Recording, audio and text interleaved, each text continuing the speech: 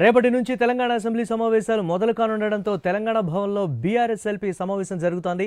ఈ సమావేశానికి మాజీ సీఎం కేసీఆర్ అధ్యక్షత వహించారు. బీఆర్ఎస్ ఎమ్మెల్యేలు, ఎమ్మెల్సీలు ఈ మీటింగ్కు వచ్చారు. వ్యక్తిగత కారణాలతో పార్టీకి సమాచారం ఇచ్చి కొందరు రాలేదు. ఈ సమావేశానికి ముందు ఎమ్మెల్యేలు, ఎమ్మెల్సీలతో కలిసి భోజనం చేశారు కేసీఆర్. అసెంబ్లీలో ప్రస్తావించాల్సిన అంశాలు, అనుసరించాల్సిన వ్యూహాలపై సభ్యులకు దిశానిర్దేశం చేస్తున్నారు కేసీఆర్.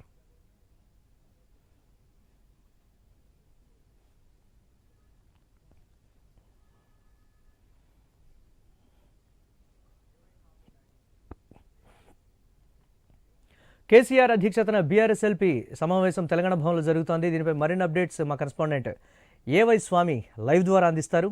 ఓవర్ టు యు స్వామి. మురళి, తెలంగాణ భవన్లో బీఆర్ఎస్ శాసనసభ పక్ష సమావేశం ప్రారంభమైంది. కేసీఆర్ అధ్యక్షత సాగుతున్న సమావేశంలో పార్టీ ఎమ్మెల్యేలు, ఎమ్మెల్సీలంతా కూడా హాజరయ్యారు. కొద్దిమంది తమ వ్యక్తిగత కారణాలతో ఇక్కడికి హాజరు కాలేదు. మర్రి రాజశేఖర రెడ్డి, అదేవిధంగా తక్కలపల్లి రవీంద్రరావు ఇద్దరు కూడా ఎమ్మెల్సీలు ఇద్దరు కూడా అమెరికా పర్యటనలో ఉన్నారు. ఇటు ఎమ్మెల్సీ షంబీపూర్ రాజు చైనా టూర్లో ఉన్నారు. మరోవైపు ఇటు అనిల్ జాదవ్ ఆయన ఇంట్లో వివాహ కారణంగా రాలేకపోయారు. మరికొద్ది మంది తమ వివిధ ఆరోగ్యరీత్యా కొద్దిమంది రాలేకపోయారు. మరికొద్ది మంది పార్టీ అధిష్టాన అనుమతి తీసుకొని ఆబ్సెంట్ అయ్యారు. అయితే ఈ రోజు జరిగేటువంటి ఈ ఎల్పీ సమావేశం సంబంధించి బీఆర్ఎస్ పార్టీ అధినేత కేసీఆర్ తొలుత ఎమ్మెల్యే, ఎమ్మెల్సీలతో తొలుత భోజనాలు చేశారు. భోజనం తర్వాత 2 గంటల సమయంలో ఈ సమావేశం అయితే ప్రారంభమైంది. గత కొద్దిసేపటి నుంచి కూడా సమావేశం కొనసాగుతుంది. ఈసారి అసెంబ్లీ సెషన్లో బీఆర్ఎస్ పార్టీ వ్యవహరించే తీరుపైన పార్టీ నేతలకు కేసీఆర్ దిశానిర్దేశం చేస్తారు. పార్టీ వ్యూహాలు ఎలాంటి అంశాలపై ప్రభుత్వం ఇరకాటం పెట్టాల అంశం సంబంధించి కూడా అందరికీ తన ఆలోచనలు పంచుకున్నారు. ప్రధానంగా ఎమ్మెల్యేలు, ఎమ్మెల్సీలు అన్ని అంశాలపైన పూర్తిగా తరోగా ప్రిపేర్ అయి ఉండని చెప్పని వాళ్ళు చెప్పినట్టుగా తెలుస్తుంది. వివిధ అంశాలపైన ఒక్కొక్కరు ఒక్కొక్క కీలకమైనటువంటి సబ్జెక్టు పైన గతంలో మంత్రులుగా పనిచేసినటువంటి ఏదైతే ఉన్నారో వారు సభ్యులు, ఎమ్మెల్యేలు ఉన్నారో వారు కూడా ఆయా సబ్జెక్టులకు సంబంధించిన అంశాలపైన తరోగా ప్రిపేర్ అయి రావాలని చెప్పేసి చెప్పినట్టుగా తెలుస్తుంది. ఇప్పటికే తెలంగాణలో రైతు సమస్యలపైన బీఆర్ఎస్ పార్టీ ఇప్పటికే ఆయా జిల్లాల్లో, నియోజకవర్గాల్లో రైతు సదస్సులు నిర్వహించింది. రైతుల సమస్యలపైన ప్రధానంగా క్షేత్రస్థాయి పరిశీలన చేసుకొచ్చి గమనించిన అంశాలను కూడా క్రోడీకరించి పెట్టారు. ఈ అంశం సంబంధించి రైతు సమస్యలపైన మాజీ మంత్రి సింగిరెడ్డి నిరంజన్ రెడ్డి ఆధ్వర్యంలో కమిటీ చేసి ఒక నివేదికను తయారు చేశారు. ఆరోగ్య సమస్యలపైన ఇప్పటికే తాటికొండ రాజయ్య ఆధ్వర్యంలో మాజీ డిప్యూటీ సీఎం తాటికొండ రాజయ్య ఆధ్వర్యంలో కమిటీ వేశారు. వివిధ ఆసుపత్రుల్లో కొన్ని సమస్యలపైన వాటిని కూడా ఒకవైపు సమాచారం సేకరించారు. గురుకులాల్లో ఉన్నటువంటి సమస్యలు తెలంగాణలో కాంగ్రెస్ పార్టీ వచ్చిన తర్వాత అనేక గురుకులాలలో ఫుడ్ పాయిజన్ కావడం కావచ్చు, విద్యార్థులు మరణించడం కావచ్చు, అనేక అంశాల పట్ల ఒకవైపు పార్టీ సీనియర్ నేత ఆర్ఎస్ ప్రవీణ్ కుమార్ ఆధ్వర్యంలో కూడా కమిటీ వేసి అనేక అంశాలను కూడా పరిశీలించడం జరిగింది.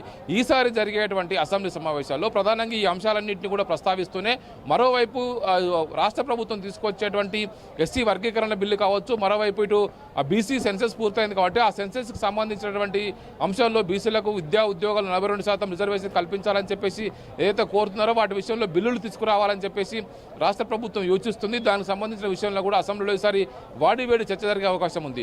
గత బడ్జెట్ సెషన్లో కూడా కేసీఆర్ అటెండ్ అయి వెళ్లారు. ఈసారి పలు అంశాలపైన కేసీఆర్ అసెంబ్లీలో పాల్గొంటారని చెప్పేసి పార్టీ వర్గాల్లో చర్చ కొనసాగుతుంది. రేపు అసెంబ్లీ తొలి సెషన్లో ఉమ్మడి సభలకు సంబంధించి, అసెంబ్లీ శాసన మండలికి సంబంధించి గవర్నర్ ప్రసంగం ఉంటుంది. ఈ సమావేశానికి కేసీఆర్ అటెండ్ అవుతారని చెప్పేసి అంటున్నారు. ఆ తర్వాత బడ్జెట్ రోజు కూడా కేసీఆర్ వస్తారని చెప్పి అంటున్నారు.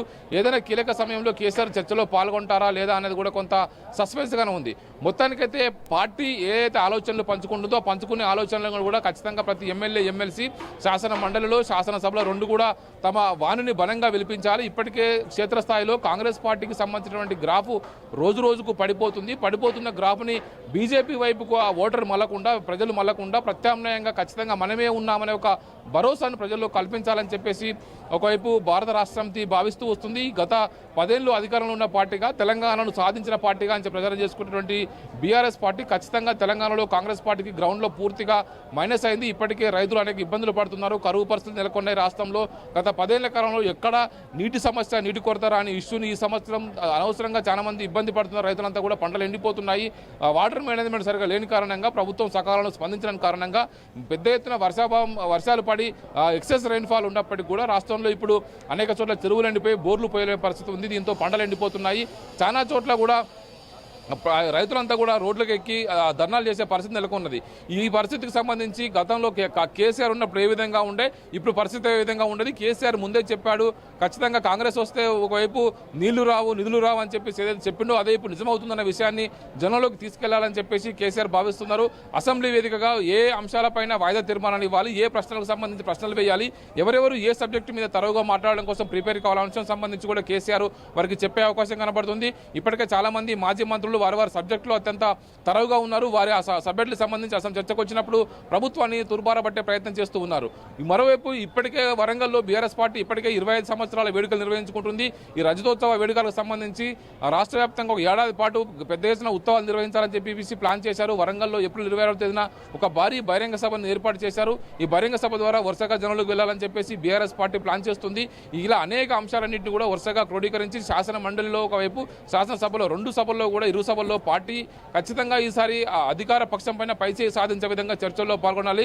ప్రతి ఒక్కరు కూడా మీ సబ్జెక్టులో తరవుగా ప్రిపేర్ అయ్యి రావాలని చెప్పేసి కూడా కేసీఆర్ చెప్పినట్టుగా తెలుస్తుంది. తనకు ఉన్నటువంటి ఆలోచనలు ఏ విషయాల్లో ప్రభుత్వాన్ని మనం ఇరుకాడ పెట్టడానికి అవకాశం ఉంది. ఒకవైపు కేంద్రం కావాలని చెప్పి రాష్ట్రం నిధులు ఇవ్వట్లేదు. గతంలో మనం పదే కేంద్రంతో సఖ్యతగా ఉంటేనే నిధులు వస్తాయని చెప్పి గతంలో కాంగ్రెస్ పార్టీ ఇదే రేవంత్ రెడ్డి ప్రచారం చేశారు. ఇప్పుడు కేంద్రంతో ఇంత సఖ్యతగా ఉన్నప్పుడు కేంద్రం నిధులు ఇవ్వట్లేదు. ఇదే అంశాన్ని కూడా బడ్జెట్లో సంబంధించి వచ్చిన తర్వాత ప్రస్తావించే అవకాశం కనబడుతుంది. కేంద్రం తోటి రాష్ట్ర సత్సంబాలు ఉన్నప్పుడు మాత్రమే నిధులు వస్తాయని చెప్పి గతంలో ప్రచారం చేసి ఇప్పుడు ఎందుకు మీరు సాధించుకోరాలేకపోతున్నారు అనేది కూడా ఇక రాష్ట్ర ప్రభుత్వం నిలదీసే అవకాశం కనబడుతుంది. రాష్ట్ర ఆదాయం ఒకవైపు, రాష్ట్ర జీఎస్డీపీ ఒకవైపు, ఇవన్నీ కూడా పడిపోతున్న ప్రస్తుత పరిస్థితుల్లో రాష్ట్ర ప్రభుత్వం ఇచ్చినటువంటి హామీలు నెరవేర్చకుండా ఒకవైపు గత ప్రభుత్వం ఉన్నటువంటి సాకు చూపే ఎంతసేపు తప్పించుకునే ప్రయత్నం చేస్తుంది. ఇలాంటి కీలక అంశాలన్నింటిపైన రాష్ట్ర ప్రభుత్వాన్ని కార్నర్ చేసుకోవడం కోసం ఈసారి అసెంబ్లీలో, శాసన మండలిలో, శాసనసభలో కూడా ఖచ్చితంగా ప్రభుత్వాన్ని కార్నర్ చేసే దిశగా పార్టీ ఎమ్మెల్యేలకు, ఎమ్మెల్సీలకు కేసీఆర్ దిశానిర్దేశం చేస్తున్నారు. మురళి.